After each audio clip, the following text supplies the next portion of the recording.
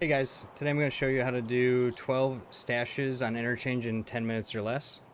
So there's two places that are ideal for starting the stash run. It's either going to be at Emercom here or at Railway. So if you spawn at Emercom, you're going to want to go towards the back half of Ollie. And there's going to be two stashes near some boxes.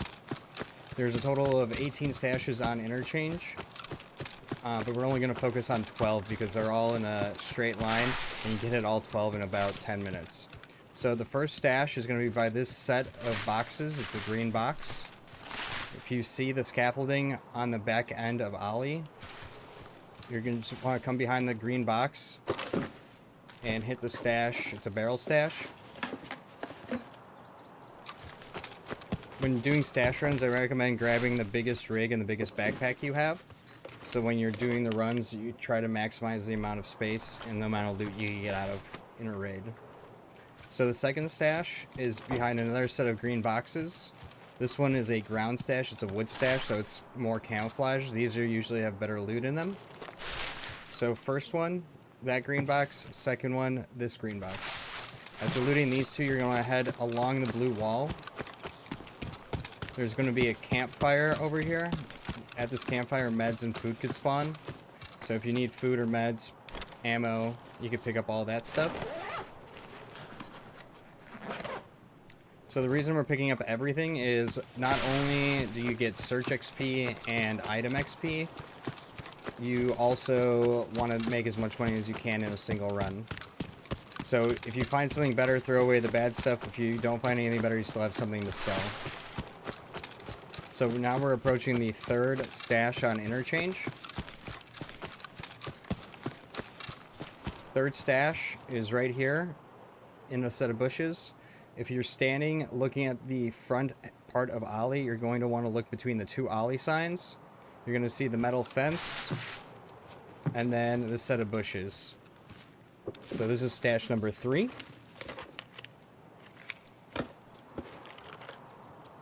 M67 grenades are great. Those are worth about 40 to 50k depending on time of day because you use them to make green gunpowder. Next, you'll keep running along the blue wall. There's going to be another campfire with a sports bag. Always check these sports bags. You can get GPUs, Tetris, Gold Lion, vases. A bunch of good stuff could spawn in them. Also, great resource for hideout materials. Fourth stash is going to be between these two low trees. So if you see this crane here and the blue fence, after you pass the fire, look for the two sets of low trees. And it'll be the fourth stash. So after we head here, there's going to be one more stash on this side, and then we're going to head towards that altar sign. So keep running along the blue wall. You're going to approach the highway. It's going to be another barrel stash. So this is going to be stash number 5. So you can see the highway. We're pretty close. You can see the ultra sign. It's between a tree, a tall tree, and a small tree. Stash number 5.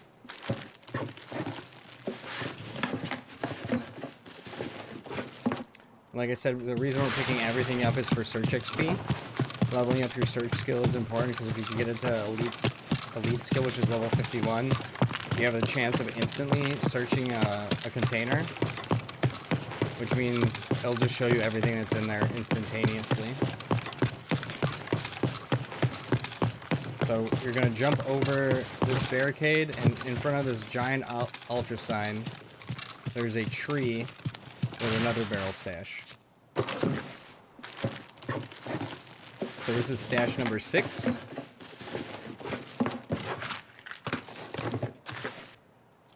So now we're starting to fill up our backpack. We still have our rig. Once you leave the ultra sign, you're going to go down the road towards Scav Camp. And you're going to stay in between the two roads. So this stash run you could do on a PMC or Scav. I prefer doing it at nighttime because not very many people are doing these runs, and at nighttime you don't have to worry about getting shot by PMCs. So as you run between the two roads, you're going to pass the semi-truck and this blue van. As soon as you get to the blue van, there's going to be a tree parallel to this blue van. There's another barrel stash at the bottom of this tree.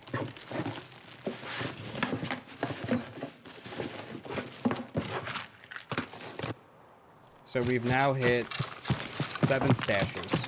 We're going to jump this barricade and get onto the scav highway. And we're going to go towards Railway Exfil.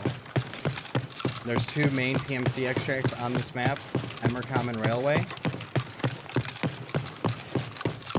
If you spawn near Emercom, you'll have Railway. If you spawn at Railway, you'll have Emercom.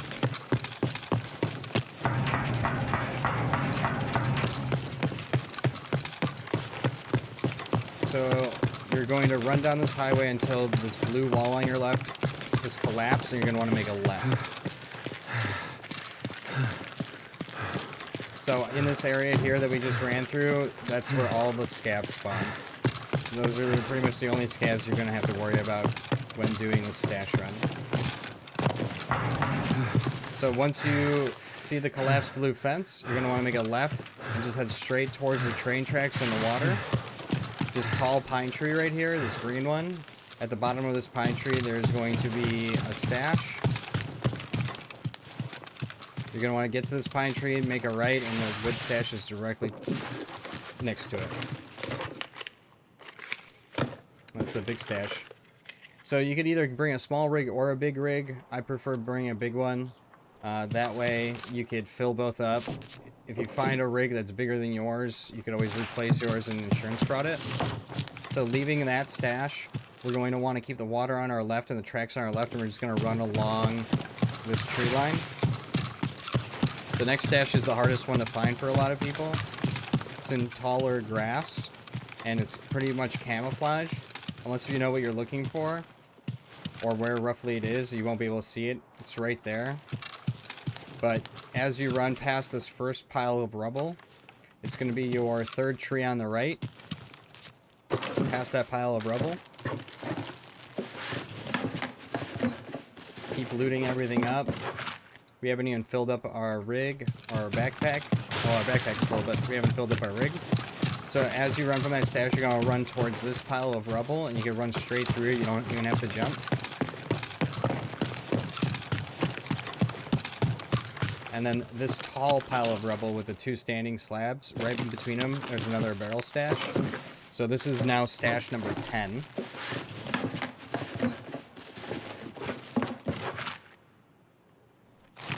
After leaving this stash, you're going to make a left. And you want to aim to the right of this dinosaur towards the set of bushes. So in the middle of these bushes here along the wall, the closest to the wall, there's going to be another wood stash. This stash right here. So you pass the dinosaur, and then you see that pile of rubble, so it's in between the dinosaur and the pile of rubble.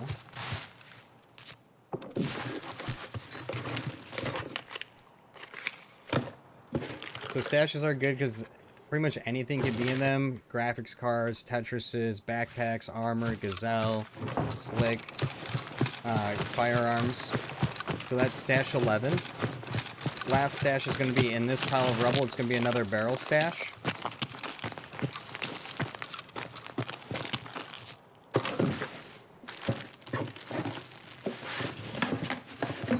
Alright, so this is where we could decide if we want to throw something away. This visor here is worse than this visor.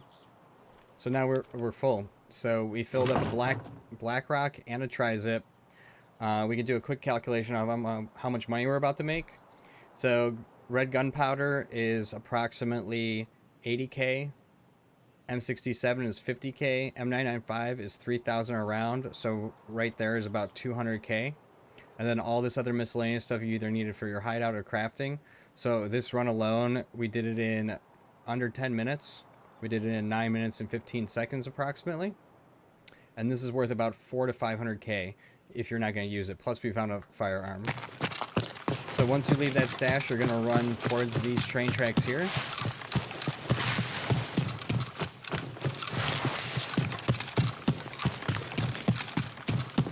we're going to run straight past this first train car, make a left, and then run towards the back. That's the safest place to extract because you got cover from both sides. And there we go. So 12 stashes in 10 minutes on Interchange, as other people call it, Outer Change.